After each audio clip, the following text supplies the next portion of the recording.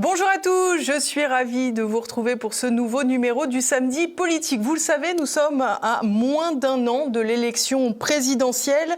Les candidats se multiplient, mais pour les Français, il manque toujours de l'engouement et pour cause. Crise internationale, crise économique, crise sociale, crise identitaire et bien sûr crise de la représentation. Pourquoi et comment en sommes-nous arrivés là? Peut-on encore y remédier? Eh bien, c'est ce que nous allons voir dans cette émission. Mais juste avant, n'oubliez pas le petit coup de pouce. C'est parti.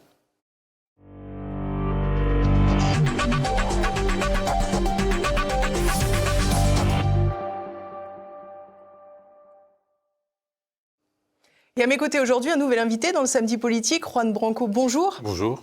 Alors vous êtes avocat, vous avez été avocat de Julian Assange, des Gilets jaunes entre autres, vous êtes aussi essayiste, vous avez publié beaucoup de succès de librairies, on pense bien sûr à Crépuscule, mais à Coup d'État, Abattre l'ennemi, parce que les titres un peu brutaux ne vous font pas peur.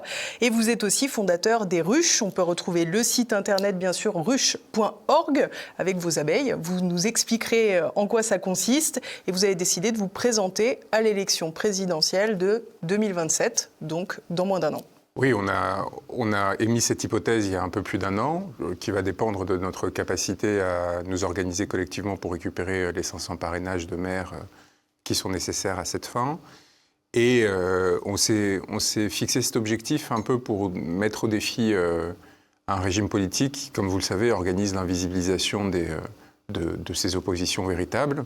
On a un programme qui est assez clair, référendum sur la sortie de l'Union européenne, de l'euro, de l'OTAN, adoption du RIC, donc la possibilité pour les Français d'adopter leurs propres lois, comme les votations en Suisse, et des réformes dans tous les domaines, justice intérieure, on en parlera peut-être selon l'actualité. Et l'objectif est vraiment de mener à bien une forme de coup d'État institutionnel. Et on sait très bien, en rentrant dans une dynamique comme celle-ci... C'est pas paradoxal, c'est un coup d'État institutionnel? Non, parce qu'on a cette chance extraordinaire qui nous a été offerte par le général de Gaulle, qui s'appelle l'article 11 de la Constitution, qui permet de déclencher à l'initiative du président de la République des référendums sur tout domaine qui touche à l'organisation des pouvoirs publics. Donc en fait, de refonder notre République sans avoir à en passer par les négociations parlementaires interminables, ou par un coup d'État, qu'il soit militaire ou une révolution. Nous, on est fondamentalement révolutionnaires depuis les Gilets jaunes. Et notre grand regret, c'est de ne pas avoir pris l'Élysée collectivement lorsque l'on le pouvait. Donc la question qui se pose maintenant, c'est comment est-ce qu'on peut utiliser les armes du système pour les retourner contre lui. Et alors vous imaginez bien... L'objectif pour vous, c'est de prendre l'Élysée physiquement? Oui, bien sûr, bien sûr. Et donc, si c'est par l'élection, tant mieux. Si c'est par la révolution, encore mieux quelque part. La grande question, c'est comment essayer de réduire la violence au sein de cette société. Elle est omniprésente, elle s'entre-déchire. Les gens parlent de guerre civile, je pense que c'est presque encore plus triste. C'est-à-dire qu'on est dans une autodestruction qui est à marche forcée. Et donc, il faut essayer de mettre fin à cette spirale, il faut redémarrer le pays. Pour redémarrer le pays, il faut qu'il s'assume comme nation, c'est-à-dire qu'il se reconstruise dans le cadre de ses frontières, de son identité naturelle. Et donc, à partir de là, il faut trouver les moyens d'y arriver. Donc, on n'a pas de scrupules quant à... Enfin, c'est ironique parce qu'on pourrait vous dire que dans le système actuel, on vous dirait que la révolution et le coup d'État sont scandaleux. Depuis notre perspective citoyenne, c'est plutôt la participation à l'élection qui est scandaleuse, tellement le jeu est truqué d'avance et quelque part méprisable. Vous parlez de la multiplication de candidatures. Quand on a parlé de la mienne, on n'était que deux. Il y avait une journaliste du Monde qui était venue me voir et qui avait dit écoutez, il n'y a que vous, Édouard Philippe, qui avez annoncé votre candidature, donc on s'intéresse à vous. Je l'avais remercié et dit non merci. Voilà. Mais là, c'est vrai qu'un an plus tard, avec 30 candidats, il y a un peu un effet de nausée qui fait que j'ai presque honte quand vous me présentez comme énième candidat. Donc l'idée, c'est un peu d'utiliser ce mouvement pour porter sabre au clair l'offensive contre tous ces candidats, pour avoir accès à l'espace médiatique de façon forcée, parce qu'ils seraient obligés, à travers l'équité du temps de parole, de nous inviter et de réentendre en fait une parole qui porte les intérêts de la nation française. Et autrement, continuer à nous organiser pour, le cas échéant, si nouveau mouvement des Gilets jaunes il y avait, éviter de se faire tirer comme des lapins et réussir cette subversion qui a manqué. Alors vous l'avez dit, on va parler d'actualité aussi. Vous avez évoqué déjà plein de sujets qu'on va traiter au fil de cette émission, mais j'aimerais vous faire réagir à cette disparition d'une jeune adolescente le 29 mai à Fleurance dans le Gers. À l'heure où nous parlons, un petit corps a été retrouvé. Les vêtements semblent indiquer qu'il s'agit bien de cette petite Liana. Le principal suspect, 41 ans, Jérôme Barella, il a déjà été visé au moins par 5 procédures pour violences sexuelles. Qu'est-ce que ça se dit de l'état de notre justice ? Déjà, je pense que moi, personnellement, ça me dégoûte, et je pense que ça dégoûte tous les citoyens français, à la fois quant à l'impéritie de l'appareil d'État, ça on en parlera, mais aussi tout simplement quant au fait que ces crimes soient possibles. C'est-à-dire qu'il y ait dans ce pays encore une récurrence de cette forme de criminalité, dans un cadre plus général où, que ce soit via l'impunité à l'égard des pédocriminels, la défaillance absolue des services de l'État sur l'ASE et évidemment les manques de moyens, mais aussi des difficultés non seulement structurelles mais morales au sein de la justice et de la police, un effondrement du traitement de ces questions en bout de chaîne, parce qu'il faut aller chercher en amont ce qui fait qu'aujourd'hui il y a une reproduction si importante de cette forme de criminalité. Et moi, je pense qu'elle est très liée à la relativisation qu'il y a eu, voire le cachet qui a été donné aux violences pédocriminelles, qui, comme vous le savez, elles se reproduisent de génération en génération. Une partie des victimes est susceptible de devenir auteur ou autrice devenus adultes. Et cause, puisqu'il y a une forme de normalisation de ces crimes. Voilà. Donc on a gangréné en fait la société à partir de ce mouvement qui, dans les années 70, de libéralisation sexuelle, avait étendu ses préceptes jusqu'à la question de la sexualité entre adultes et enfants. Sur la question du traitement judiciaire de ces questions, je vais peut-être aller à contre-courant, mais on a une véritable difficulté, c'est que ce mouvement culturel importé des États-Unis et des structures protestantes puritaines, qui est le mouvement MeToo, a généré une embolie des juridictions concernant ce qu'on appelle les violences sexuelles. C'est-à-dire qu'il y a 163% d'augmentation des procédures pour violences sexuelles en 4 ans. Ce qui fait que, alors que les moyens de la magistrature et de la police n'ont pas augmenté, évidemment, dans de telles proportions, donc on a commencé à ne plus traiter les dossiers.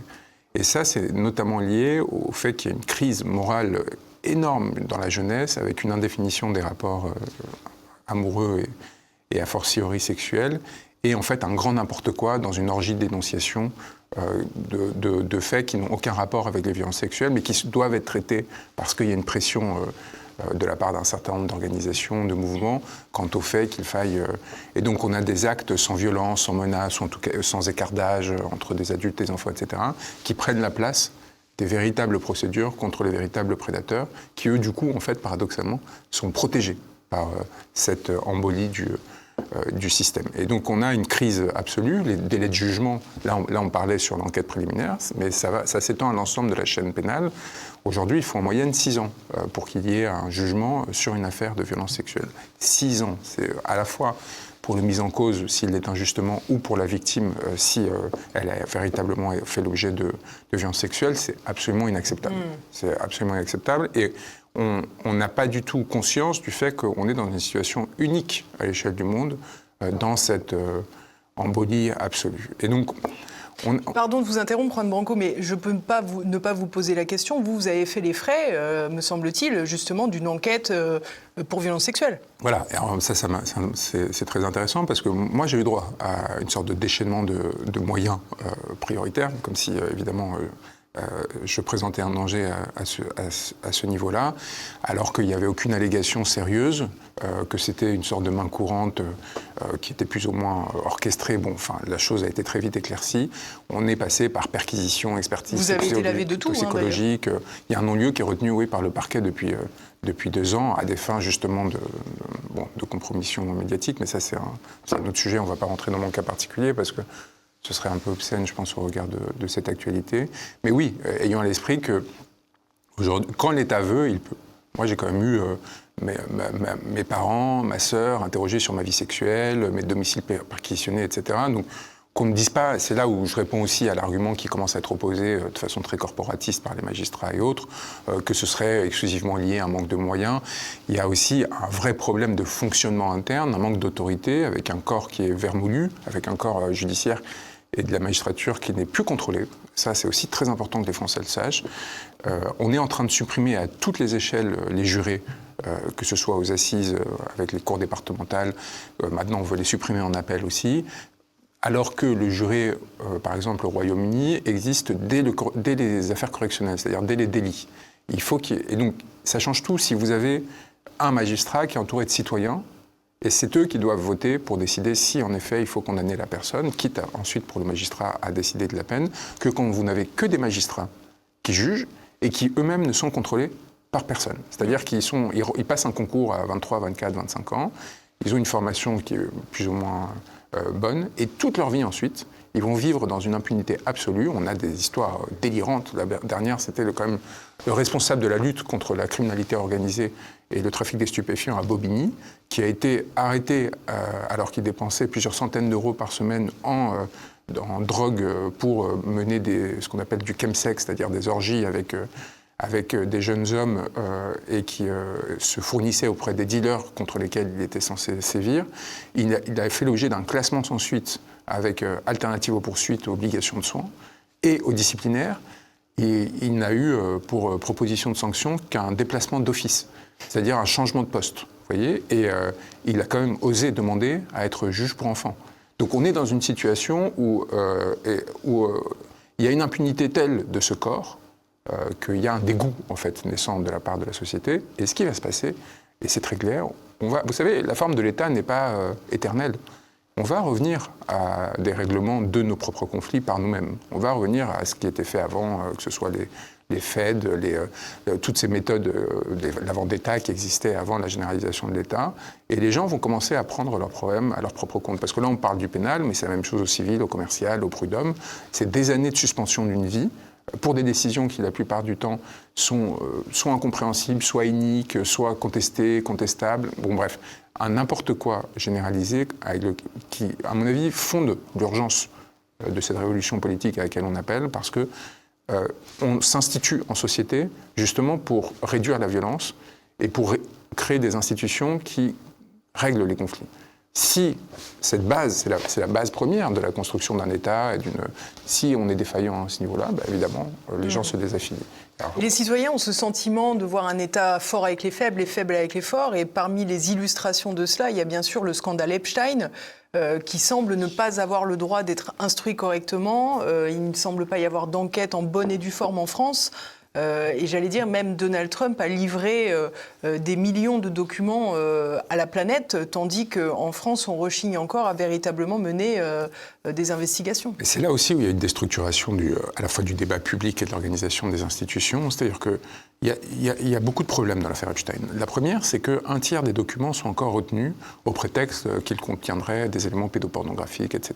Or, dans les 2 tiers des documents qui ont été livrés, la seule chose qui est révélée, c'est l'organisation de systèmes de prostitution de luxe à une échelle quasi industrielle, notamment pour compromettre des personnalités publiques, etc. Mais tout l'aspect pédopornographique ou pédosexuel ne fait, dans le meilleur des cas, qu'affleurer, mais sinon on n'y est pas. Donc, à la fois, on alimente de façon très intense le fantasme, et en même temps, on ne donne pas des éléments pour comprendre exactement ce qui s'est passé, premier point. Donc du coup, ça fait que non seulement aux États-Unis, mais aussi en France, l'action possible est inhibée, vous voyez, parce que il y a une forme d'impunité en ce qui concerne l'organisation de réseaux de prostitution de luxe, etc. D'ailleurs, ils sont très alimentés à Paris par les industries de la mode qui importent en masse des jeunes filles très jolies. Et on l'a vu dans cette affaire avec Jean-Luc Brunel, d'ailleurs. Voilà. Mais qui, en réalité, sont soit co-consentantes, soit leurs parents et leur famille les poussent à le faire parce qu'elles permettent de gagner de l'argent, et elles rentrent par effets successifs dans ces réseaux de prostitution, mais elles sont adultes, etc. Bref, ça reste de l'ordre de l'acceptable dans la société parisienne pour des raisons qui m'échappent complètement. On a considéré qu'il était normalisé de procéder à cela. Mais en ce qui concerne la partie véritablement pédosexuelle, c'est-à-dire des enfants.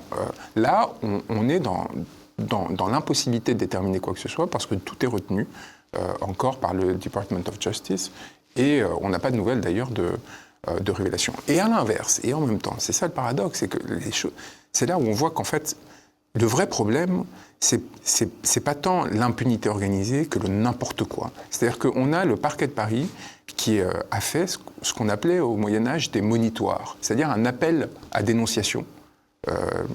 Ce qui n'a aucun sens, en tout cas depuis qu'on a aboli l'Inquisition, parce qu'on sait très bien ce que peut valoir un appel à n'importe qui tout d'un coup peut se considérer victime ou réinventer un fait, etc. Ça n'a rien à faire dans une procédure criminelle.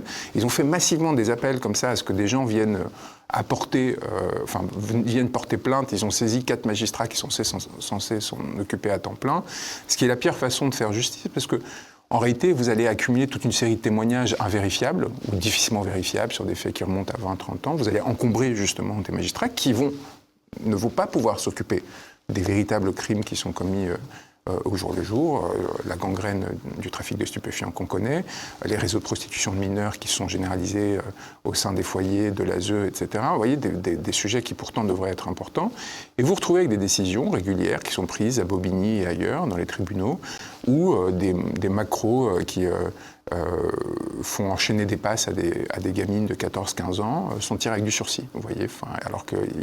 Pourquoi ? Parce qu'on est saturé, parce qu'on n'a pas le temps de traiter les dossiers, parce qu'on n'a pas le temps de remonter les filières, parce que finalement, ils se connaissaient du lycée, et puis c'est pas si grave, et en fait... Donc, il y a quelque chose de l'ordre du désordre, en fait, dans ce pays qui s'est installé et qui alimente les spéculations, alimente des coups de barre à droite, à gauche, sans aucune direction sérieuse, et s'ajoute à l'incompétence et à la lâcheté grossière, non seulement de nos dirigeants politiques, parce qu'ils ont bon dos, mais aussi d'une grande partie de notre technostructure. Et il faut y remédier. Et je pense que pour y remédier, il faut que les citoyens s'impliquent beaucoup plus directement dans l'organisation de la cité. Mais il faut aussi qu'on les laisse s'impliquer. D'où les propositions qu'on porte. C'est-à-dire que quand on parle de référendum, d'initiative citoyenne, de mandat impératif et révocatoire, c'est pas seulement par volonté de... C'est pas pour faire plaisir aux personnes qui souhaiteraient pouvoir décider elles-mêmes et qui n'en peuvent plus de ce sentiment d'impuissance. C'est aussi pour qu'on se responsabilise collectivement. Vous voyez, au lieu de se contenter de choisir tous les 5 ans quelqu'un qui va avoir pour fonction, en réalité, qu'on puisse le détester.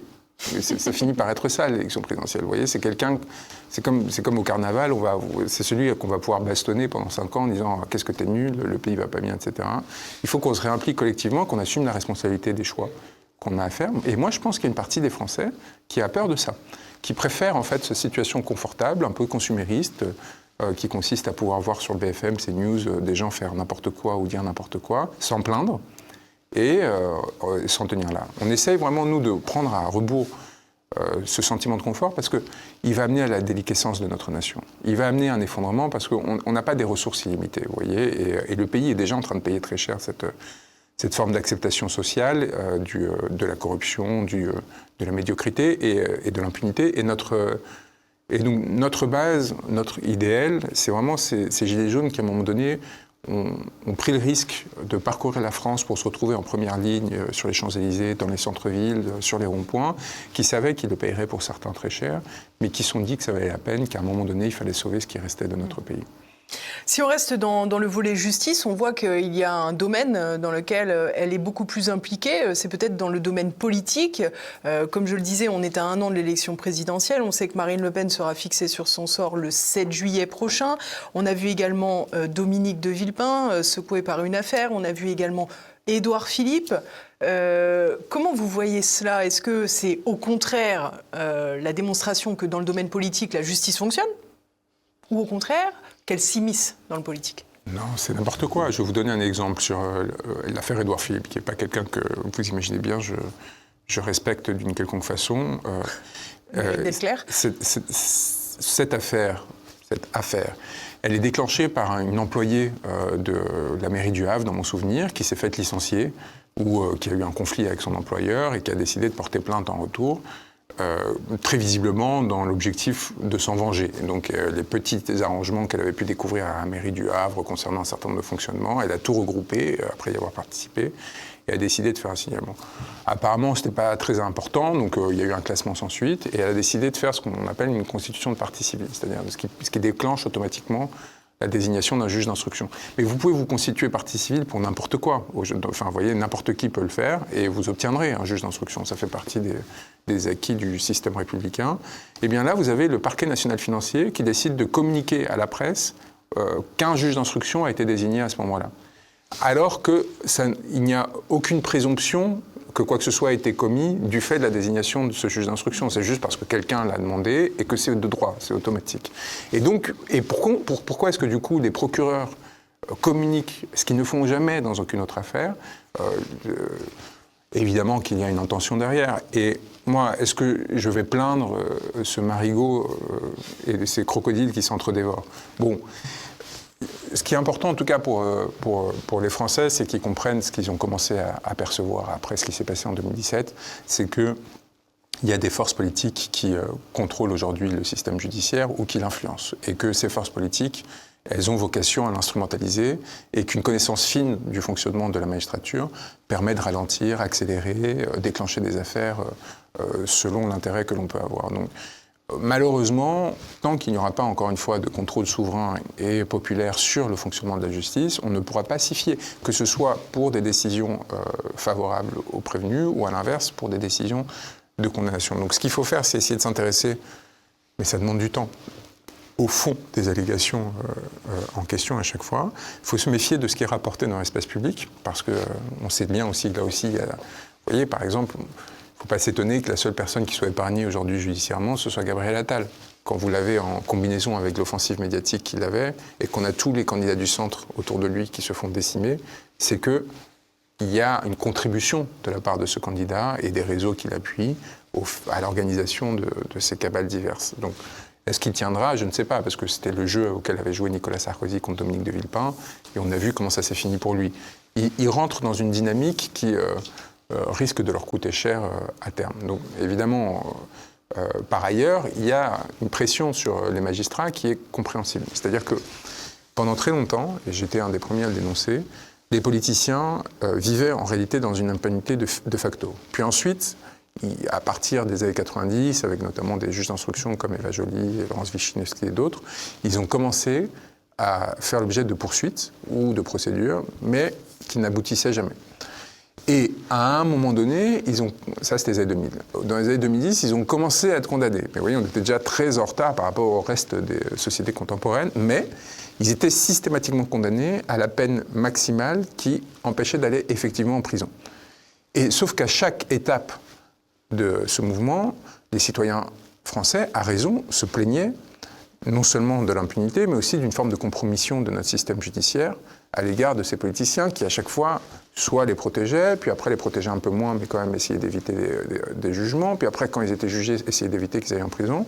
Et c'est ça qui explique ce qui est arrivé d'un côté à Nicolas Sarkozy, c'est-à-dire qu'à un moment donné, la nécessité pour la justice de dire « on n'a pas peur ». On n'a pas peur, on est une autorité indépendante. C'était le bon candidat pour la justice, lui, qui avait sans cesse critiqué les juges. C'est ça, il avait eu ce tort de les mépriser, d'avoir été méprisé en retour. Il avait ce tort d'être de droite, d'une droite qui était considérée comme dure à l'époque par les magistrats, d'avoir eu des propos qu'il considérait comme discriminatoires, etc.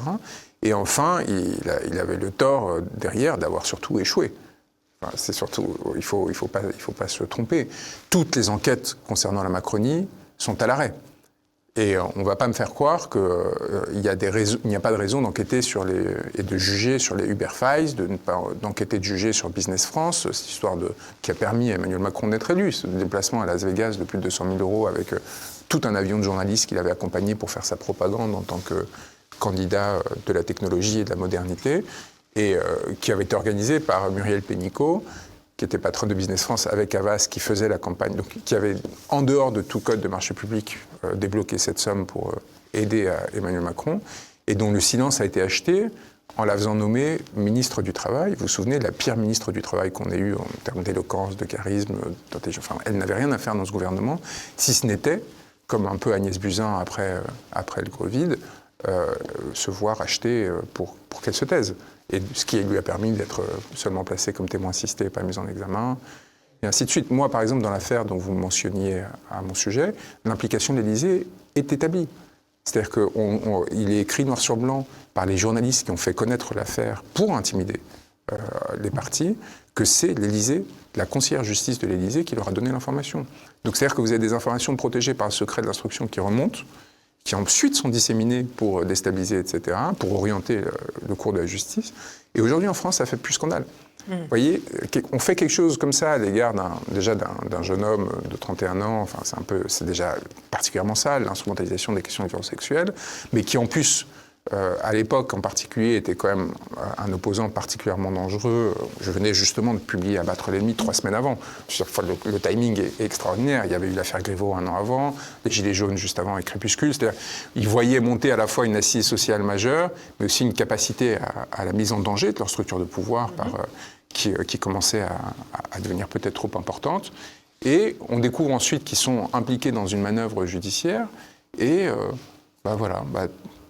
indifférence absolue quant à ce sujet. Alors que vous imaginez les dévastations dans l'espace intime et autres que ça peut générer, mais aussi en termes de fonctionnement de la cité, de crédibilité de la justice, et puis de crédibilité des procédures pour violences sexuelles, qui sont des affaires sérieuses, dans lesquelles les victimes ont déjà du mal à se faire entendre habituellement, dans lesquelles il y a déjà une impunité, une omerta organisée auprès des élites. Et alors si vous commencez à semer le doute en vous disant qu'en réalité certaines d'entre elles sont menées pour détruire des gens, vous finissez par dévaster la possibilité de faire la vérité sur ces sujets. Eh bien, on est dans une société où tout cela est acceptable et accepté. Alors justement, vous avez parlé de Gabriel Attal tout à l'heure. C'est le dernier à s'être déclaré candidat à l'élection présidentielle et je vous propose qu'on profite de quelques mots de son entrée en campagne. Et puis je me suis forgé aussi une détermination à agir. Alors il faudra du travail, il faudra faire des choix, il faudra décider, il faudra la force d'agir. Mais avec la force d'agir, tout est possible. Et je crois que tout est là.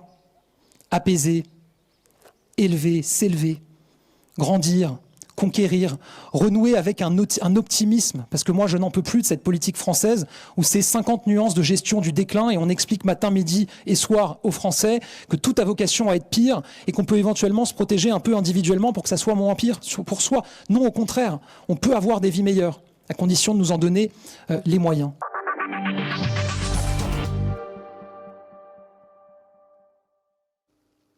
Alors quand vous écoutez, quand vous regardez Gabriel Attal, que vous avez connu quand il était beaucoup plus jeune, qu'est-ce que ça vous évoque ? Déjà, on a l'impression quand même qu'il n'a jamais été au pouvoir. Oui, et qu'il n'a pas grandi aussi.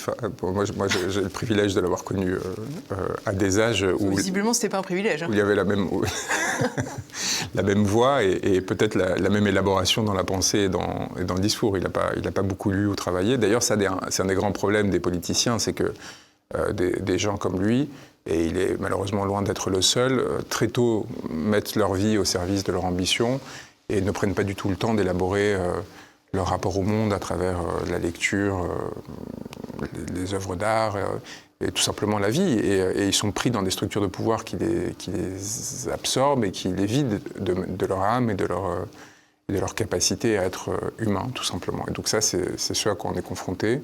Je vais vous trahir en signalant les rires que vous avez eus hors antenne, mais c'est ce que ça a généré un peu, je pense, pour ceux qui n'étaient pas consternés. Non seulement, en tout cas, à l'égard du personnage, mais aussi de la docilité avec laquelle cette soi-disant entrée en campagne a été répercutée, amplifiée par plus de journalistes qu'il n'y avait de militants pendant les événements, sans que l'on comprenne en réalité sur quel fondement cela pourrait intervenir. Parce que M. Attal, il est le fruit de parcours népotiques dans lesquels les fonctions de la République sont utilisées à des fins de claniques, c'est-à-dire de services d'ambitions individuelles ou de petits collectifs qui s'approprient de ressources. Mais il n'y a jamais eu vraiment de légitimation par un acte au service de la nation tout au long de ces années. Il n'y a pas eu les seules réformes auxquelles il a contribué, c'est Parcoursup et le SNU. Donc le SNU est défunt et Parcoursup torture encore chaque année des centaines de milliers de lycéens qui cherchent simplement à étudier. Ce sont deux grands échecs et on est dans une société du spectacle où ça ne compte pas en fait, parce que il n'y a pas de programme. Vous voyez, c'est-à-dire qu'on accorde un temps d'antenne hallucinant alors qu'on ne sait même pas ce qui est proposé ou pas.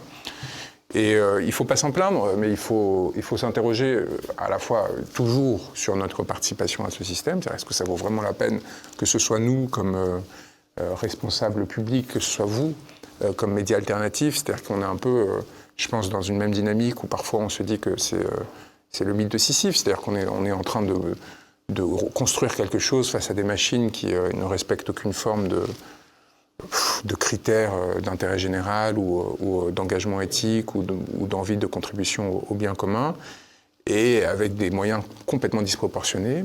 Et je pense qu'il faut qu'on profite, il faut vraiment que les gens qui nous écoutent, qui se sont en partie exfiltrés de ces dynamiques-là, comprennent l'importance de s'engager activement, en réalité, pour essayer de renverser cette donne. Parce que de la même façon qu'ils ont des moyens disproportionnés et qu'on est dans une inégalité dans la lutte qui n'est pas résorbable, on a cette force qui fait que on croit en ce qu'on fait.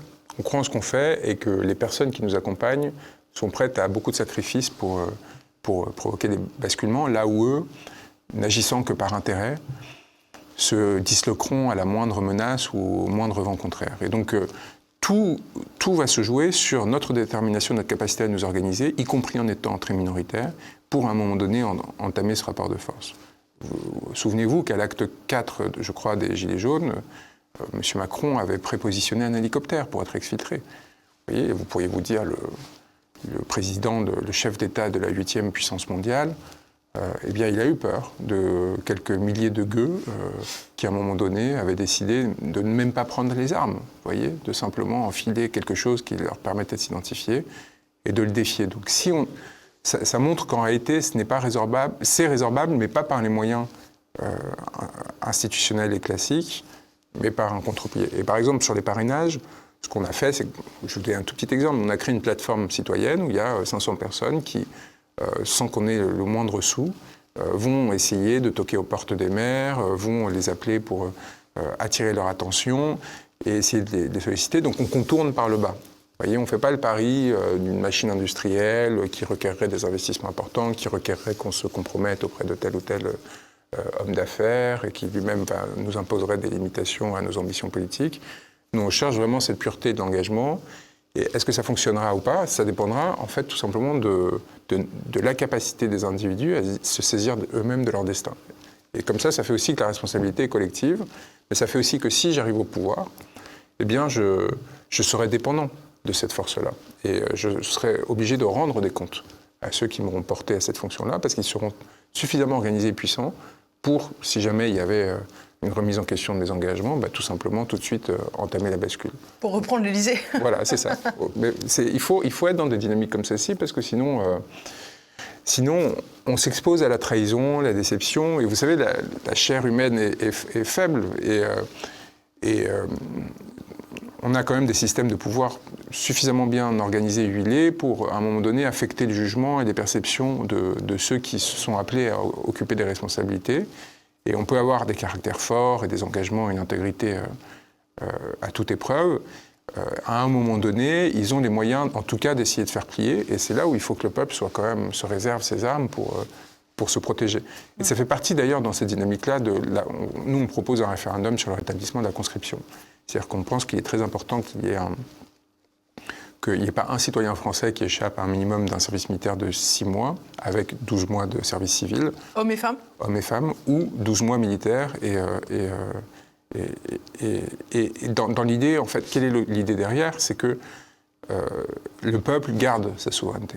Vous voyez, là aujourd'hui, ce serait une injure à l'égard de nos forces armées de dire que ce sont des mercenaires. Mais on a une armée de corps expéditionnaires, c'est-à-dire qui du coup est complètement soumise au pouvoir politique qui lui-même est hors de contrôle de la population. Si au contraire, sur un modèle suisse, on rétablit un modèle de conscription avec des réserves citoyennes actives, on se retrouve à un moment donné dans une capacité aussi à établir un rapport de force par le fait qu'aucun politicien n'osera défier un peuple qui sait manier les armes et qui est formé à l'action militaire. Donc ça fait partie un peu des idées que l'on a pour refonder profondément notre contrat social. Et c'est des idées qu'aujourd'hui, beaucoup de politiciens n'osent pas porter dans l'espace institutionnel parce qu'ils sont les yeux rivés sur des sondages. On pourrait parler aussi de la question de la laïcité et des insuffisances du système actuel, de l'absence d'offres spirituelle qui accompagne la nation française et qui explique beaucoup des déracinements et beaucoup des succès des entrepreneurs idéologiques qui cherchent à nous faire concurrence.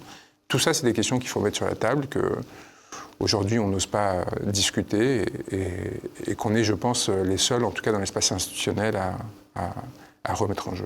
Ces questions autour de la laïcité, elles sont quand même très liées aux questions identitaires. Vous en parlez, vous avez été longtemps, je crois, proche de Jean-Luc Mélenchon, vous l'avez soutenu à certaines occasions.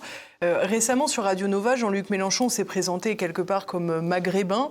Alors évidemment, ses détracteurs ont expliqué qu'il avait plutôt des ancêtres colons que maghrébins.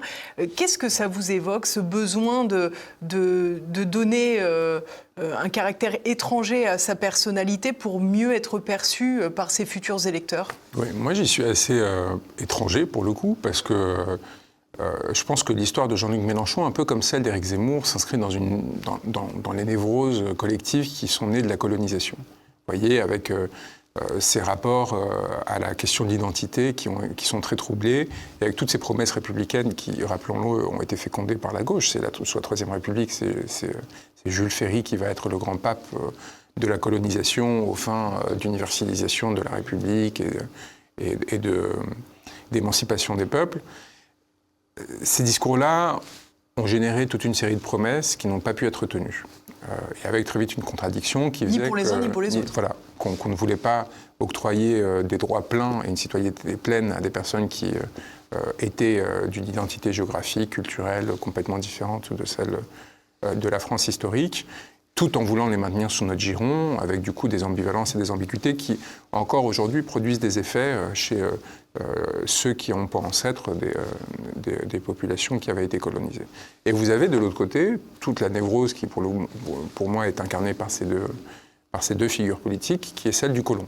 C'est-à-dire d'avoir à la fois prétendu porter un projet universaliste, à la fois avoir été relativement, sinon marginalisé, du moins, il ne faisait pas partie de la grande bourgeoisie. Vous voyez, c'était des petits entrepreneurs, des petits artisans, des petits agriculteurs, etc. Ou alors, dans le cas d'Éric Zemmour, en tant que juif, justement, encore une autre catégorie très spécifique au sein de la colonisation, ses aïeux, pas lui, et ce qui avait frappé. Bref, on se retrouve à une situation où ils ont une sorte de clivage et un paradoxe identitaire qu'ils n'arrivent pas à résoudre et qui fait écho tout simplement aux héritiers de ces populations, que ce soit des pieds noirs, que ce soit des... Et tout ça continue d'empoisonner la population française. Et moi, en tant que Français de cœur, enfin Français adopté, c'est-à-dire je suis né en Espagne, de parents andalous et portugais, et qui, du coup, n'a un rapport qu'idéal à la nation française. J'ai pas un rapport névrotique, vous voyez, j'ai pas de conflit identitaire. Moi, j'ai demandé à devenir français, j'ai été adopté par, je pense que c'était Brice Hortefeux et Éric Besson qui avaient signé mon décret de naturalisation.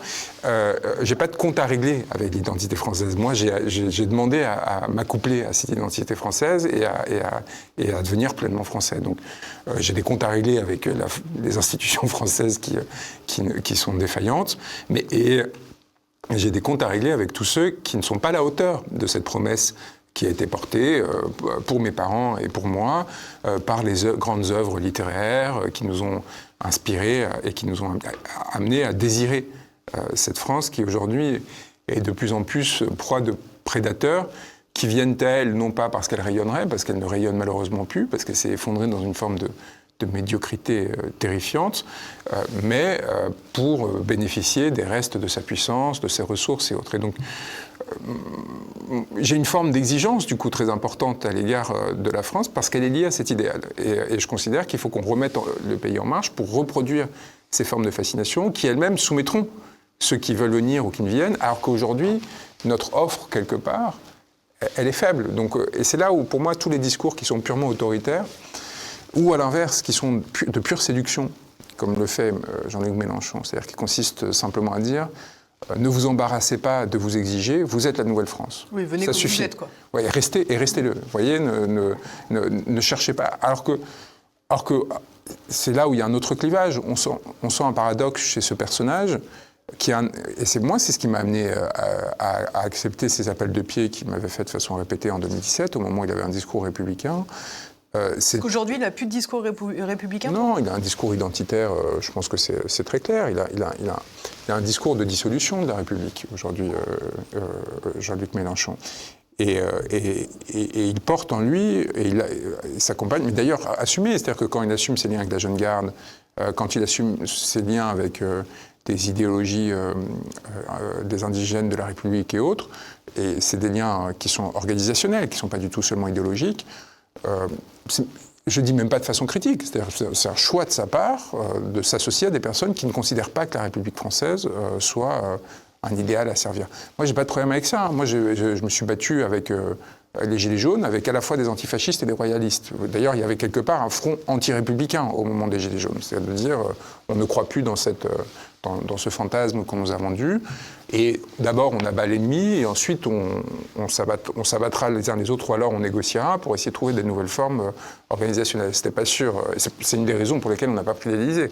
C'est qu'il n'y avait pas de cohérence idéologique bien sûr. Telle qu'on essaye, nous, de la reconstituer justement à travers ce projet, en essayant de trouver l'équilibre entre toutes les forces qui cherchent à un moment donné à produire cette rupture. Et donc moi, je pense qu'il y a un paradoxe chez cet homme, parce que, pourquoi je disais ça? Donc, ce qui m'a attiré en 2017, il y avait le discours, mais il y avait surtout la langue. Et la langue, c'est peut-être l'incarnation la plus pure de ce qu'est la France, en réalité. Vous voyez, c'est ce qui agglomère toutes les perceptions de populations qui ont des expériences très diverses, des territoires qui eux-mêmes peuvent être très différents, de langues d'ailleurs, que ce soit l'occitan, le breton, etc., qui ont influé, qui ont nourri ce qu'est devenu le français, et qui aussi nous enracinent dans le latin, à la fois donc dans la spiritualité chrétienne, mais aussi dans l'Empire romain.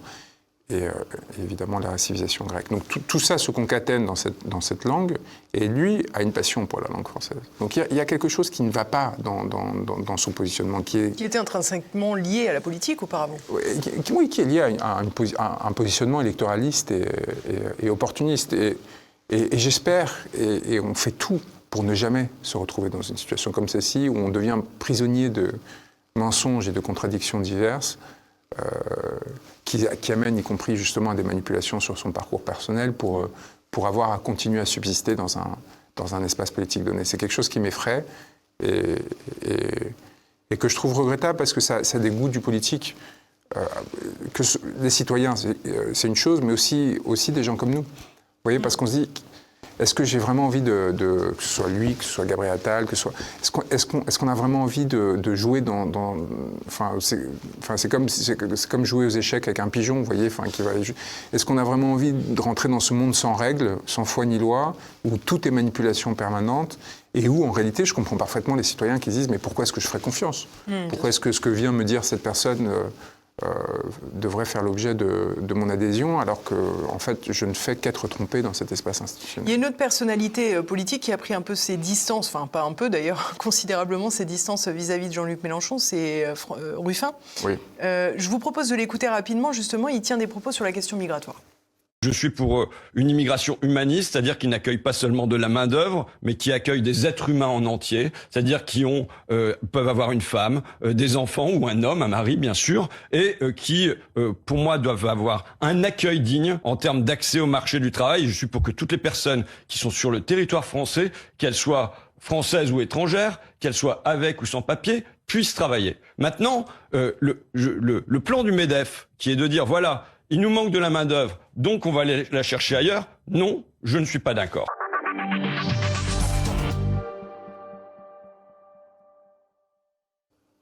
Alors moi, quand j'ai entendu ça, je me suis dit, je comprends rien en fait. Oui, c'est ce que j'allais vous dire. On dirait un discours, une mauvaise digestion du discours du Parti communiste dans les années 80. En gros, vous voyez, à l'époque où Georges Marchais refusait l'immigration de masse, et tenait un discours très clair à ce sujet, mais à l'époque, il le faisait en défense des intérêts de la classe prolétaire et avec une sous-jacence marxiste qui consistait à dire que, en gros, c'était une façon pour le patronat d'alimenter l'armée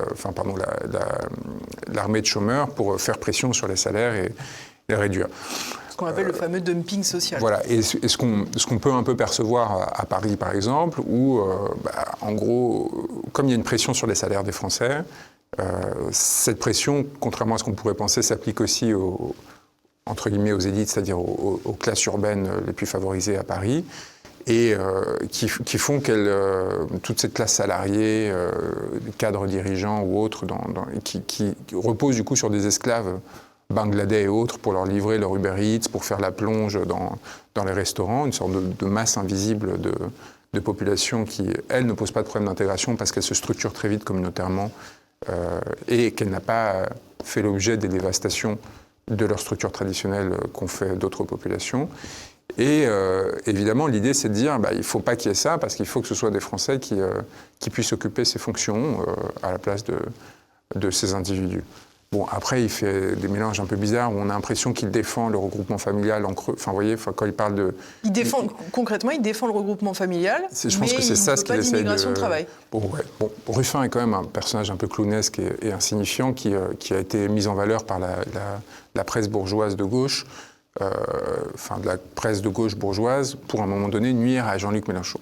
Et pendant des années, on l'a mis en avant pour essayer de cliver l'espace insoumis dans l'espoir que, à un moment donné, le PS ou d'autres reprendraient la main. Une fois qu'ils ont abandonné cet espoir, ils ont jeté leur dévolu sur Glucksmann et ils ont abandonné Ruffin, qui, le pauvre, est en train de sombrer peu à peu parce qu'il y avait cru dans le fait qu'il avait une existence politique réelle. En réalité, Ruffin a été affecté de ce que je qualifie, ce que je décris comme étant la névrose présidentielle. C'est à un moment donné, on se croit capable de diriger un pays parce qu'on a une petite notoriété, parce qu'il n'a pas fait le travail suffisant pour le faire, il n'a pas la capacité d'incarnation de la France.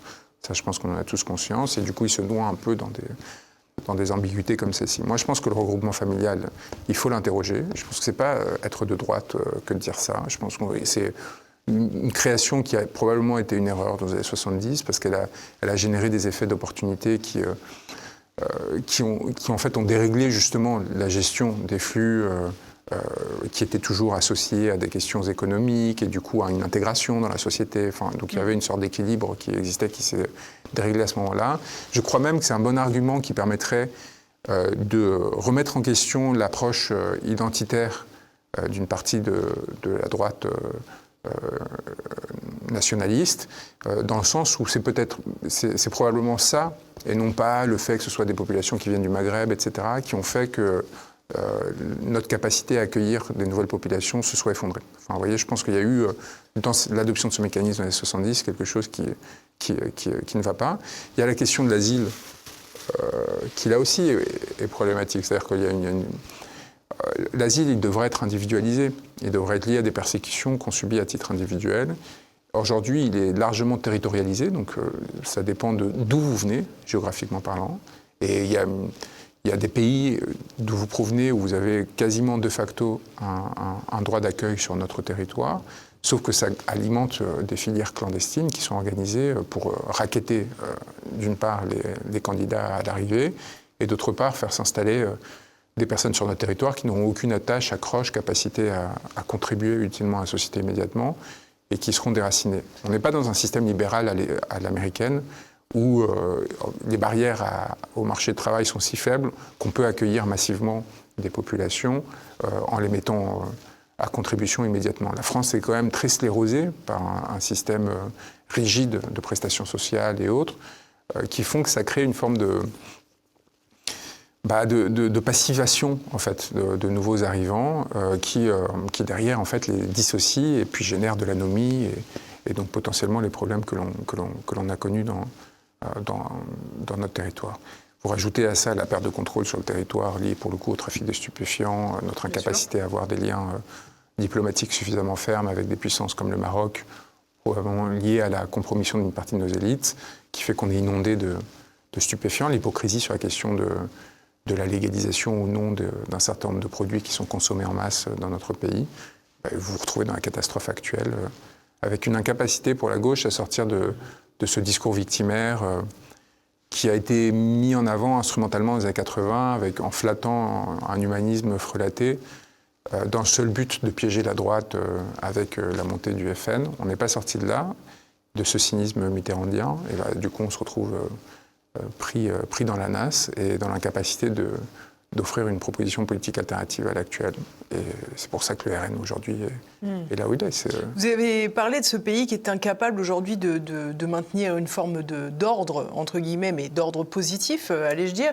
On l'a vu la semaine dernière avec cette fameuse finale de football, je crois que de la Ligue des Champions, qui a donné lieu à l'issue à des heurts absolument incroyables encore dans la capitale, un nombre d'arrestations colossales. On entendait la France insoumise expliquer que l'État devait organiser une fête et qu'il avait organisé une confrontation. Est-ce que vous partagez ce point de vue ? Non, je pense que c'est du complotisme de bas étage. C'est-à-dire on a ces récurrences-là. Alors, c'est un peu moins le cas depuis qu'on a cessé de les comptabiliser, mais en tout cas, pendant très longtemps, chaque 31 décembre, avec des voitures brûlées. Tout ça, c'est aussi le fruit d'une culture de la subvention qui s'est installée dans le pays et qui va au-delà des pures prestations sociales et autres, qui est aussi liée, par exemple, je veux dire, à une chose évidente, à l'installation des assurances généralisées, qui font qu'aujourd'hui, vous brûlez une voiture, vous savez qu'il va y avoir une prise en charge par la collectivité, et que donc, si ça peut vous distraire ou vous amuser un soir, bon, ça embêtera quelqu'un pendant quelques jours ou une semaine ou plusieurs semaines, le temps qu'il fasse la démarche. Vous intellectualisez beaucoup la chose, quand même. Non, je pense qu'il y a une vraie déresponsabilisation qui est liée à ces grands systèmes de pouvoir qui sont installés dans nos sociétés, qui font qu'il n'y a plus de bon sens et de bien commun, surtout chez les personnes qui sont déstructurées socialement, qui n'ont pas d'accroche. Vous voyez, quand vous êtes dans un village où tout le monde se connaît, où vous connaissez, où tout le monde est là depuis plusieurs générations, vous n'avez pas brûlé la voiture du voisin. Quand vous vivez dans un grand ensemble et que personne ne se connaît, ou que vous venez d'arriver et puis que de toute façon vous ne payez pas votre loyer parce que c'est un logement social et que en réalité vous ne savez pas vraiment ce que vous faites là, à un moment donné, l'idée folle de se dire je vais foutre le feu à une voiture parce que ça va être un beau spectacle et puis j'ai pas de cheminée chez moi, enfin j'en sais rien, vous voyez, peut vous venir beaucoup plus facilement. Et donc il y a une déstructuration qui est aussi liée à cette culture de l'étatisation de tout. C'est-à-dire cette idée qu'on allait substituer toutes les structures traditionnelles existantes par l'État, la famille, enfin bref. Et donc à un moment donné, il n'y a plus de cohésion. Et quand l'État s'effondre par ailleurs parce qu'il n'a plus de ressources, vous finissez par avoir le n'importe quoi auquel on est confronté, et avec des magistrats qui sont complexés à l'idée d'envoyer en prison quelqu'un parce qu'il a utilisé des mortiers ou je sais pas quoi. Ce que je peux entendre humainement, de se dire, c'est vrai que le mec, il a probablement un emploi, il bosse, il contribue à la société par ailleurs, et il est complètement débile, et il a fait ça ce soir-là. Et vous vous dites, en tant que magistrat, il n'y a pas eu mort d'homme, est-ce que je vais vraiment l'envoyer à côté de ceux qui font du trafic de stupes pendant des années et qui risquent de le faire sortir dans une autre boucle? Sauf que ça n'a aucun sens à l'échelle structurelle. Si vous laissez passer ce genre de comportement, derrière, c'est l'hallali, et en fait, il y a une sorte d'accroissement. Et ça, c'est une petite difficulté qu'on a à gauche, c'est d'arriver à un moment donné, quand on engueule son enfant, il pleure, et on a peur du pleur. Alors qu'en fait, si on ne le fait pas, derrière, il va juste se déstructurer. Il faut parfois en passer par des sanctions un peu fermes qui permettent de fixer des limites qui soient à la fois symboliques et réelles. Et on a une absence de... Et en réalité, ces limites-là, sans vouloir excuser nos magistrats, elles sont aussi liées au fait que je pense que ce n'est pas leur rôle fondamentalement. Dans une société qui serait fonctionnelle, ça n'arriverait pas en amont, ça n'arriverait pas, et deux, en fait, il y aurait des gens sur place pour les remettre à leur place et s'assurer que en fait, le prix à payer de ce genre de comportement soit trop élevé. Il y aurait un peu plus de crainte des représailles, mais c'est le grand problème c'est le paradoxe de notre société française qui en fait est dans l'ambiguïté, qui n'arrive pas en fait à assumer la direction qu'elle veut se donner et qui vit dans une forme d'anonymat relatif les uns envers les autres, avec une absence d'appartenance à des structures collectives, une absence d'intermédiaire. Par exemple, le rôle que jouait le prêtre dans les communautés à un moment donné, qui n'était pas une autorité de sanction, mais qui était une autorité régulatrice. Et morale, bien sûr. Voilà, donc ne vous surprenez pas que ce soit dans ces quartiers-là que monte le sentiment religieux, qu'il soit salafiste, qu'il soit musulman, autre, avec des prédicateurs qui prennent cet espace-là, qui jouent ce rôle d'intermédiaire, et où l'État d'ailleurs accepte de leur faire jouer ce rôle, parce qu'ils permettent de tenir tranquillement... tenir au calme, en tout cas, ces populations, avec les trafiquants de stupéfiants qui, eux aussi, n'ont pas intérêt à ce qu'il y ait des débordements de cet ordre-là. Donc, une sorte de cogestion avec l'État. On a complètement abandonné l'idée d'avoir un contrôle qui réponde à nos valeurs et qui réponde aux structures historiques de la France. Pour terminer cette émission, Juan Branco, j'ai compris au fil de cette émission qu'il allait falloir que les Français se responsabilisent aussi, se reprennent en main. Ça demande, vous avez une exigence à leur égard. Comment réussir ce pari avec les médias tels qu'ils sont aujourd'hui dans notre pays et j'allais dire, je vais distinguer deux cas. Celui que vous décrivez avec le plus de récriminations, c'est celui des oligarques, c'est-à-dire ces médias privés que vous critiquez, mais aussi cet audiovisuel public dont on a tant parlé grâce au rapport du député Charles Aloncle. Pour moi, c'est deux médiocrités similaires, parce que dans les deux cas, c'est des médias et des journalistes, du coup, et des directions de journalistes, qui n'ont pas de nécessité de rentabilité, qui ne fonctionnent qu'en mimétisme, c'est-à-dire en concurrence les uns avec les autres, mais aucun d'entre eux n'a d'exigence économique quelconque. Comment vous l'expliquez pour les médias privés ? Parce que les oligarques remettent au pot dans le seul but d'avoir une influence sur les politiciens qui vont leur donner accès à des ressources d'État. Donc en fait, ils sont tous à perte, dans le seul but d'orienter idéologiquement les débats dans une direction qui leur permettront de promouvoir tel ou tel individu qui les protégera en retour. Vous ne pouvez pas, ma situation, elle n'est due qu'à ça. Vous ne pouvez pas exister dans cet espace médiatique si vous êtes fâché avec les propriétaires de ces médias. Donc c'est bien la preuve, à la fois dans l'éviction ou dans le fait qu'ils les favorisent, ces candidats, qu'il y a une intervention dans le contenu.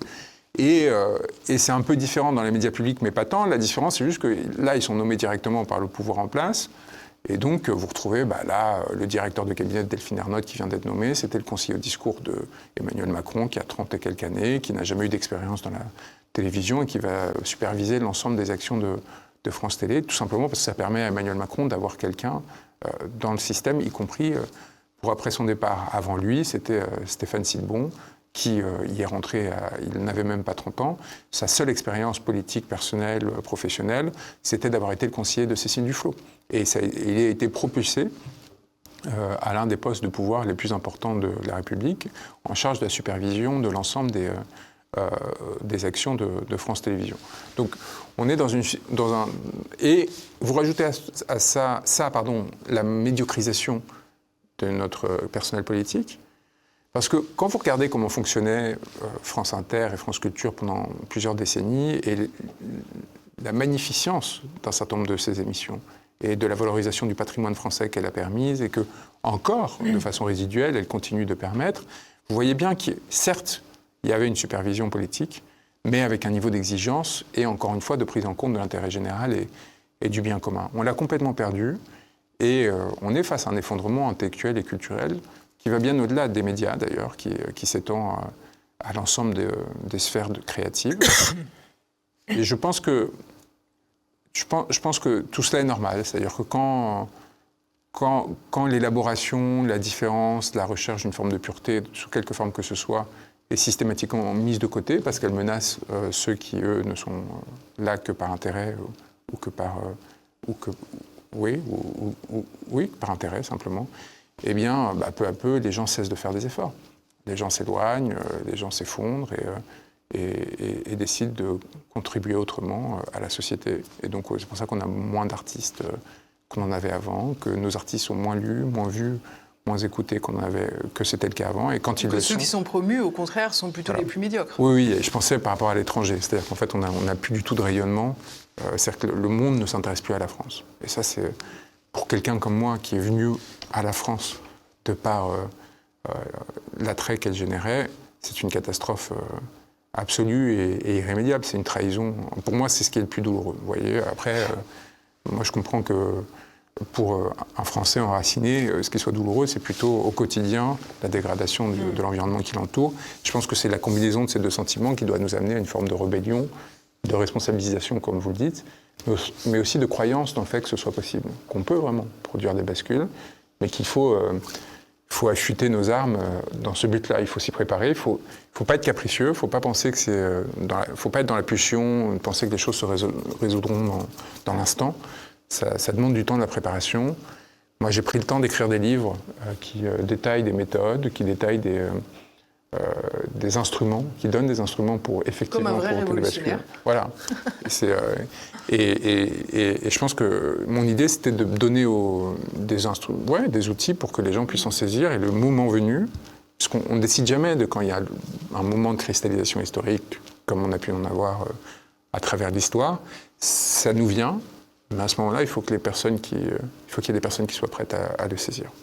Quand on voit cette sclérose médiatique générale, évidemment, vous remarquez comme tout le monde l'engouement pour les médias alternatifs qui, toutefois, font face à une autre technostructure. C'est les géants du numérique, les GAFAM qui imposent des algorithmes qui changent en permanence et utilisent des outils pour amoindrir la portée, là encore, de ceux que les médias du système tentent de mettre en sourdine également.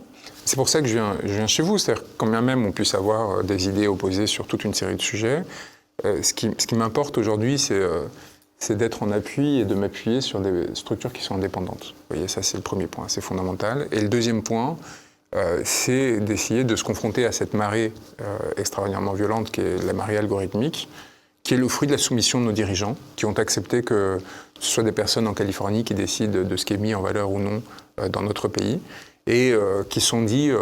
tant que moi, je pourrais un peu affecter pour protéger mon petit précaré, mes intérêts, ça m'ira. Vous voyez, Xavier Niel est au conseil d'administration de TikTok, personne ne le sait.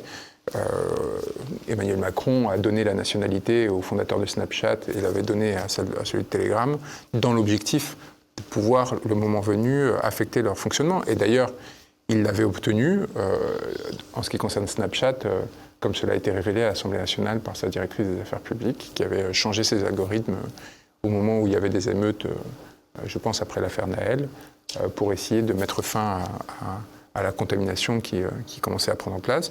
Ils utiliseront ces mêmes algorithmes si demain il y a des gilets jaunes à nouveau. Donc il faut à un moment donné qu'on soit capable de prendre conscience de cela, de saisir tout ce qui peut l'être à temps et de se réarmer sur le temps long. C'est-à-dire vraiment de toute façon... L'impulsion immédiate n'est jamais fondatrice. Je vais vous donner un exemple de ça.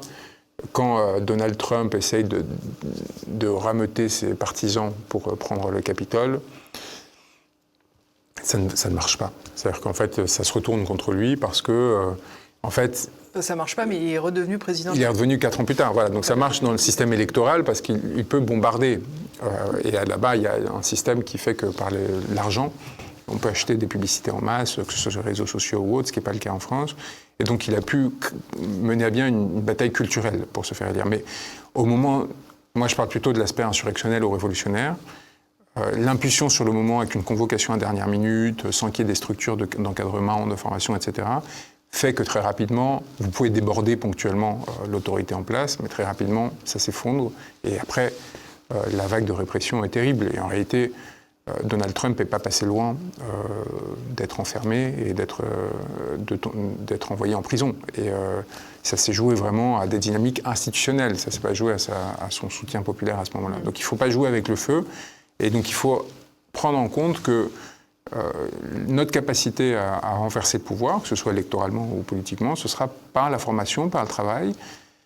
Ce qui est très difficile à mettre en œuvre aujourd'hui parce qu'il y a une précarisation, parce qu'il y a une pauvreté économique et aussi sociale, c'est-à-dire un isolement très important au sein de la société, mais aussi parce justement, nos cerveaux sont rendus malades par cette culture de l'instant qui font que même les vidéos longues aujourd'hui sur YouTube commencent à perdre en entrain. Donc il faut qu'on se construise en décalage aussi par rapport à ça, qu'on utilise comme moyen de toucher les masses ces réseaux sociaux, mais que très rapidement, ce soit pour les orienter vers des instruments plus structurels et solides, que ce soit des organisations, que ce soit des livres ou des conférences et des événements dans la réalité. Je vous remercie beaucoup, Juan Branco. On a fait un peu plus d'1 heure, donc on a dépassé le temps. Donc on va voir si ça marche quand même sur YouTube. Ce ne sera pas un short. En tous les cas, merci beaucoup d'être venu jusqu'au Samedi Politique. Merci à tous d'avoir suivi cette émission. J'espère qu'elle vous a plu. N'oubliez pas évidemment de cliquer sur le petit pouce en l'air, de laisser un commentaire juste en dessous et puis de la relayer au maximum. En attendant de se retrouver la semaine prochaine. À bientôt.